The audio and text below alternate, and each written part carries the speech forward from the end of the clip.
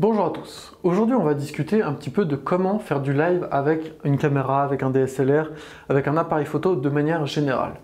C'est une question qui m'a beaucoup posé problème, j'ai eu énormément de mal à trouver une solution, mais j'ai fini par la trouver à force de faire des recherches, etc. La manière la plus simple de faire du live, c'est évidemment utiliser des webcams. Vous pouvez en brancher plein sur votre ordinateur. Avec OBS, vous pourrez faire rentrer plein de signaux différents par vos différentes webcams branchées en USB ou avec d'autres systèmes de branchement. Par contre, si vous souhaitez utiliser une caméra beaucoup plus, on va dire un appareil photo, un DSLR ou quelque chose comme ça, ou même le GH5 ou un autre, ça va compliquer un peu parce que il va falloir configurer la caméra comme étant une webcam, comme étant un périphérique vidéo par rapport à votre ordinateur.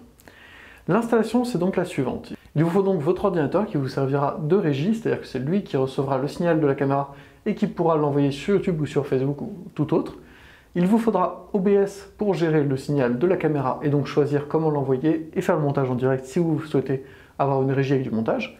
Mais surtout, niveau matériel, il va vous falloir différentes petites choses. C'est pas bien compliqué, il vous faut tout simplement une petite carte vidéo. Par exemple, la petite Camlink de Elgato, ça coûte tout de même un bras, mais c'est ce qui permettra de transformer votre signal HDMI en un signal utilisable pour OBS.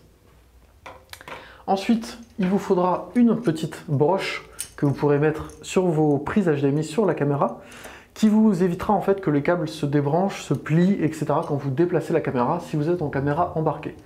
Ça évite de faire de la casse sur les broches ou d'avoir des débranchements un petit peu intempestifs ou toute autre chose. C'est vraiment très pratique et pour le coup c'est juste un bout de plastique qui ne vaut pas grand chose. C'est plutôt indispensable. Et enfin un câble HDMI tout simplement.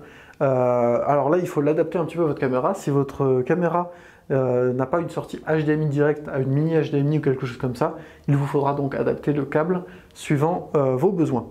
Le câble HDMI transporte et le son et l'image, c'est pourquoi vous n'aurez pas de problème et pas de problème de synchronisation ou de différents éléments à récupérer.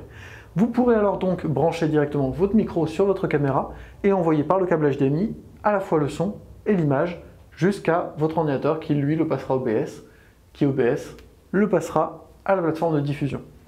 Et donc sur ce, on arrive au bout de cette vidéo, je vous dis à très bientôt pour une prochaine et un autre sujet. À bientôt, salut.